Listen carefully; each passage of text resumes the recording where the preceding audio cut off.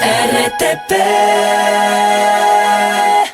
Ya tenemos a nuestro entrevistado, pero luego seguimos con la platiquilla. 11:13, a ver si lo ponemos en pantalla. Lo veo divertido, con ganas de participar de la conversación. Sí, me late todo. Pero tiene una sonrisa de oreja a oreja. Al abogado Pablo de Calada, gracias por acompañarnos ahora justamente. Íbamos a hablar sobre la selección del fiscal, pero acá hay democracia, y si quiere echarle un comentario sobre lo que le dijimos, bienvenido. Hola, mucho gusto estar con ustedes, gracias por la invitación. Sí, un poco, digamos, me sonreía un poco con mucho respeto, pero es que les escuchaba decir que la Corte Constitucional debería sintonizarse y que no importa que sea un poquito inconstitucional lo que le pide que apruebe. Entonces es cómico, porque la Corte Constitucional ese es su rol es verificar, hacer un control de constitucionalidad de los actos del poder, para eso existe. Entonces no pueden pedirle a esta Corte, que cumple esa función, que se sintonice con las demandas sociales, porque así sea un poquito inconstitucional, esta debería dejarlo pasar. Esto no pasa por la voluntad de las personas, no es una negociación. Hay que entender que el rol de los jueces no pasa por una negociación, el rol de los jueces está por la aplicación del derecho a los casos concretos, y en el caso de los jueces de la Corte Constitucional, por la valoración de los actos del poder público, en este caso la emisión de las leyes, si es que cumplen o no con la Asamblea Nacional.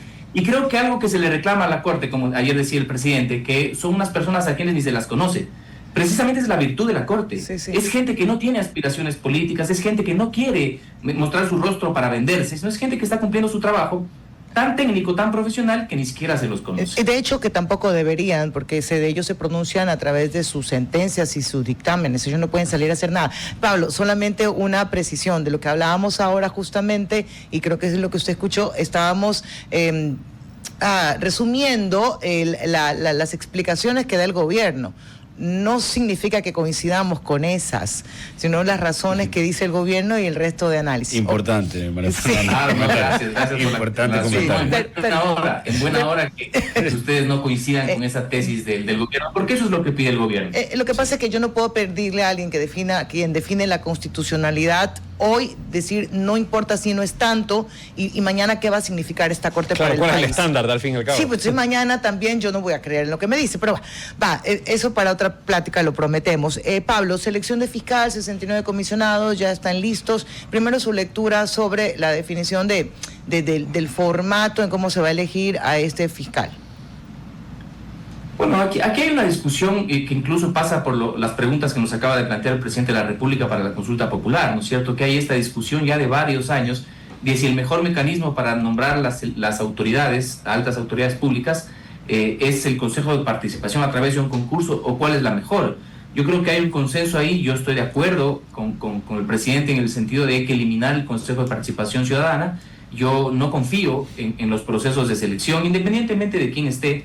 A mí me parece que este poder del Estado que se inventó en la época del correísmo ha servido para maquillar la selección política. Es decir, el poder de turno decide a quién poner en los organismos de control, particularmente en la Fiscalía, y lo terminan haciendo a través de concursos fraudulentos. Si no recordemos, por ejemplo, el caso del ex fiscal Galo Chiriboga, quien había sido ministro de Correa, había sido abogado de Correa, era embajador de Correa, y todo el mundo hablaba de que Galo Chiriboga iba a ser el fiscal general. Yo trabajaba en la Fiscalía en aquella época, y todo el mundo decía, él va a ser el próximo fiscal, y ni siquiera se había presentado al concurso. A él le preguntaban, le decía, ¿usted va a ser fiscal general? Decía, no, vamos a pensar, no lo sé. Al final el hombre se presenta, una persona que no tenía nada que ver con el sistema penal, un área del derecho que es súper técnica, que requiere un estudio, una experiencia amplia. Bueno, a ese señor no lo conocía nadie en el sistema penal y termina ganando el concurso. Entonces, luego pasó lo mismo con Vaca Mancheno, digamos. Entonces, yo al menos tengo muy poca confianza en esta forma de selección, y tampoco nada me asegura que en este proceso no vaya a pasar lo mismo. Pablo, muy buenos días. Andrés Merino lo saluda. Como usted bien lo mencionaba, pues ahora se ve que los procesos de selección que han tenido o que han sido llevados a cabo por el Consejo de Participación Ciudadana han estado viciados, por no decir otras cosas, usar otros calificativos. ¿Y por qué hablo sobre este tema? Debido a que, por ejemplo, en la renovación o hacer un proceso análogo de los miembros, de los consejeros del Consejo Nacional Electoral, ya llevan prorrogados y con 2 años de atraso aproximadamente.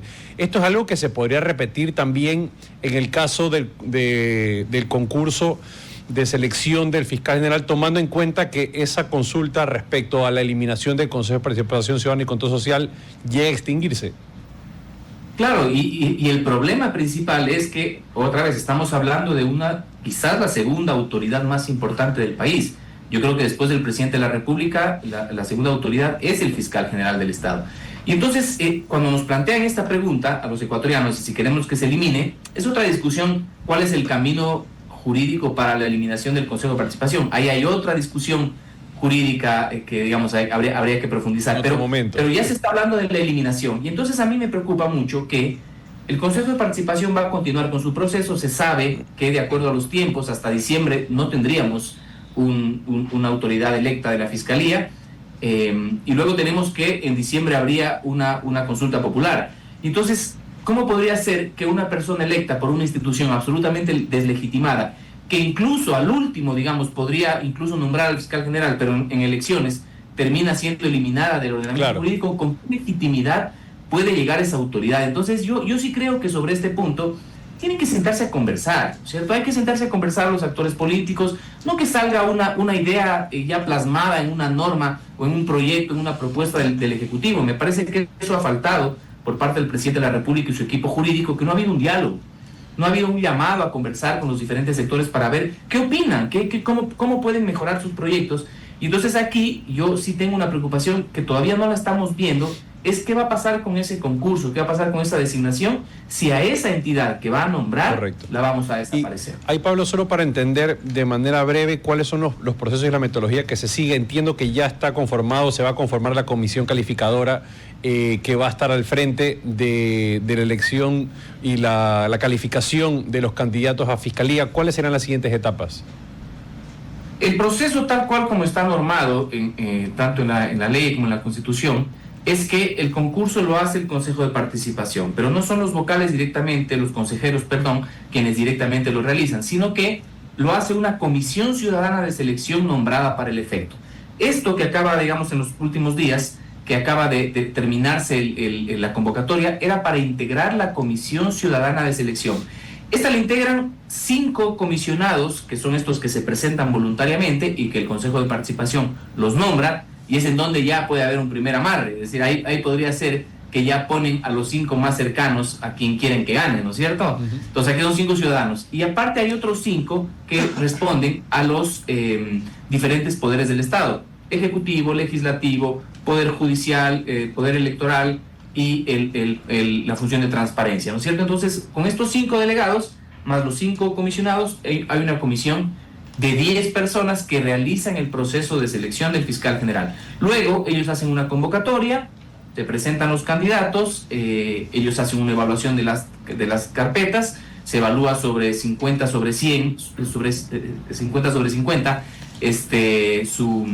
su capacidad, su experiencia, perdón, su formación. Luego vienen 30 puntos de un examen escrito y finalmente 20 puntos de un examen oral. Y la decisión que tome la Comisión Ciudadana de Selección es obligatoria para el Consejo de Participación. Ok. Interesante. ¿Y cómo sería, abogado, entonces el proceso, digamos, su opinión y su criterio, ¿no?, para el exministro de la Gasca para llegar a la Fiscalía, que ya abiertamente lo ha hablado, y sería un poco repetir lo del correísmo, pero bueno, el novoísmo ha copiado tantas cosas del correísmo que... Entonces, hoy en día, ¿cómo sería el proceso como para que él se meta por ahí culebreando? O sea, ¿qué podemos esperar? Mire, yo acabo de escuchar hace un momento una entrevista del secretario jurídico de la Presidencia, el actual secretario jurídico. Aquí yo nunca lo había escuchado, es una persona bastante joven. Entonces no ha habido la posibilidad de saber de quién se trata. Lo escuché y me pareció una persona, digamos, talentoso, solvente en la defensa de sus tesis. Pero dice algo que es un poco para responder su pregunta. Dice algo que a mí, dice, o él es muy ingenuo o nos cree muy tontos a nosotros. Y dice más o menos esto, dice, nosotros somos buenos, así que nosotros no hacemos las leyes para hacer daño. Nosotros somos buenos, queremos el bien del país y por lo tanto no necesitamos controles. Más o menos ese es el discurso que se ha reflejado O sea, que se ha reflejado en las leyes. Y entonces la respuesta pasa por ahí en el caso del abogado de la Gasca. Él es un profesional, él sí conocido, reconocido en el medio profesional, un abogado litigante de mucho prestigio en Guayaquil particularmente, quien tiene una trayectoria jurídica y política, digamos. De él no podemos decir que es un aparecido, una persona que se ha ganado ese espacio y ese reconocimiento. Pero el problema no es ese. A él no se le cuestiona su falta de capacidad. A él lo que yo le cuestiono, no a él, sino a cualquiera que esté en las mismas circunstancias, es que sea del círculo íntimo del presidente de la República. Y entonces en un medio le preguntan a él, ¿usted va a investigar los casos de corrupción de este gobierno? Y él dice, pero por supuesto que sí. Y yo, ¿qué hago? Me río. Pues, o sea, ¿cómo no me voy a reír si es que es una persona que viene, que está de la mano, ha sido ministro, ha sido embajador del actual gobierno de turno, y que claro que nos recuerda al caso de Galo Chiriboga? Yo decía recién en mi Twitter, decía que sí, en la forma, en el proceso me recuerda a Galo Chiriboga.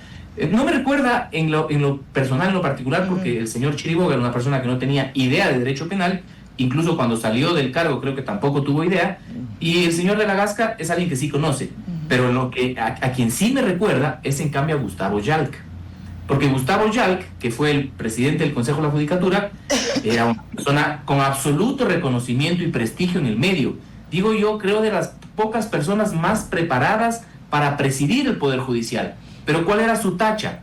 Que su cargo inmediato anterior era ser secretario jurídico, secretario particular del presidente Correa. ¿Cuáles fueron los resultados? El secuestro de la justicia. Entonces, no somos ingenuos, conocemos la historia, la hemos vivido, ¿no es cierto? Esto pasó hace poquito y parece que el país se olvida de estas cosas. Por lo tanto, a mí me genera muchísima preocupación, no necesariamente el señor de la Gasca, cualquier funcionario del actual gobierno, alto funcionario, cercano al presidente del actual gobierno, no debería ser fiscal general del Estado. Y con la misma lógica debería preocuparnos a alguien que perteneciera a otro gobierno.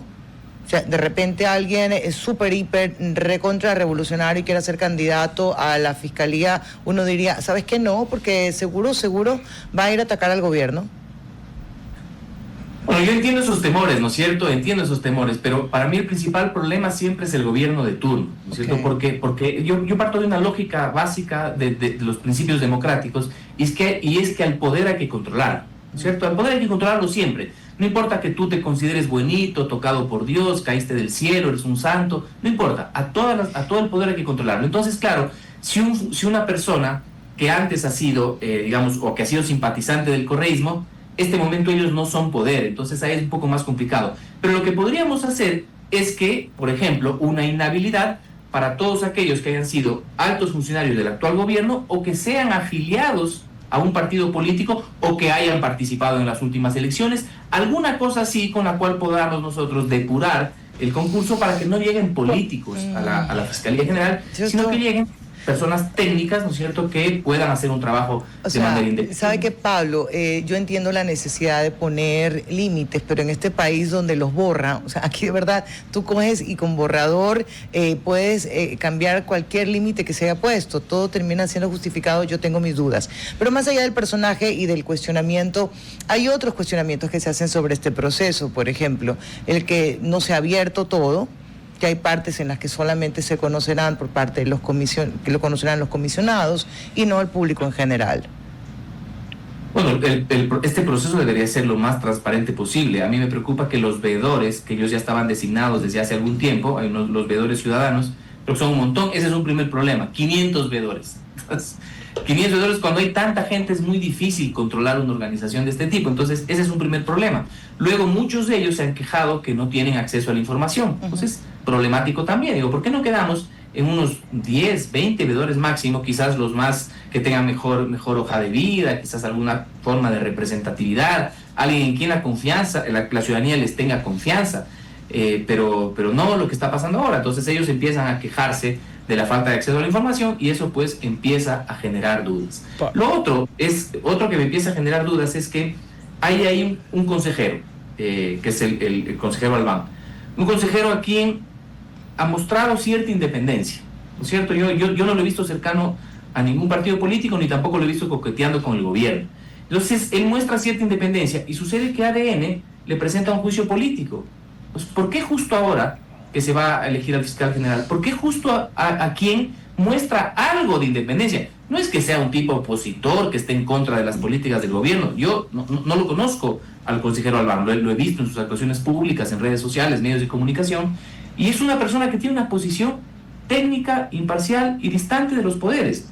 Entonces me llama la atención, digo, que quieren tomarse más todavía, ya tienen el control del Consejo de Participación, parece que quieren tener más controlado todavía para que no haya nadie que cuestione las decisiones de este Consejo. Pablo, sí, ya para ir culminando, me llamaba la atención sobre todo la atención o sobre todo el conocimiento que debe tener en la rama del área penal aquellos que van a ser candidatos. Y se viralizó unos videos, sobre todo de la prueba oral que dio la ex fiscal en su momento, Diana Salazar. En este concurso Mérito y Oposición, ¿qué peso tiene este tipo de pruebas, tanto orales como escritas, para la elección final del futuro fiscal, nuevo fiscal? A ver, aquí hay algunas miradas que son complejas. Hubo una discusión sobre si debe calificarse la presentación oral, ¿no es cierto? Hay una discusión y me parece que ambas tesis son importantes. Había quien decía que no se debería calificar con 20 puntos a la prueba oral, porque la prueba oral generalmente sirve para ponerle más puntos al que te cae bien y para bajarle, le pones 20 sobre 20 al que te cae bien, subjetivo, y sobre 20 al que te cae mal, ¿no es cierto? Entonces, súper subjetivo. Así que eso me parece a mí es importante, es un punto a considerar. La otra visión es que el fiscal general del Estado va a hacer su trabajo en audiencia. El sistema procesal penal es un sistema fundamentalmente oral. Yo soy un abogado litigante, yo les puedo decir, el trabajo nuestro es ante los jueces de forma oral. Entonces, claro, ¿cómo no vas a evaluar eso? Entonces, quizás una mixtura sobre eso es restarle discrecionalidad a los calificadores. Antes fueron los consejeros los que ponían esa nota, quizás ahora los comisionados ciudadanos, estos 10 comisionados ciudadanos, puedan ser quienes participen. Y el reglamento dice que este va a estar integrado por unos abogados o profesores, docentes universitarios que van a hacer los exámenes y ellos serían los encargados de calificar en función de unas rúbricas. O sea, ¿por qué pones esta nota? ¿Por qué pones este otro? Tratando de eliminar la discrecionalidad de que la prueba oral sirva para subir al que quieres que gane y bajarle al que quieres que pierda. Pablo, agradecerle primero por haber estado con nosotros y segundo, esto solo a forma de reflexión, qué tristeza que cada vez que tenemos que elegir alguna autoridad estamos viendo la forma de disminuir la trampa. Es lo primero que uno se preocupa de cómo evitar que esto ocurra. Me parecería interesante tratarlo del Consejo Nacional Electoral en otro momento. Claro, con gusto. Eso es otro proceso que sigue ahí estancado. Y lo podemos echar una platicadita. Doctor, abogado, no sé cuántas veces le he cambiado el título, pero muchas gracias por haber estado acá con nosotros, Pablo. Muchas gracias. A ustedes, muchas gracias por la invitación. Un gusto. A las órdenes. Gracias, un abrazo. RTP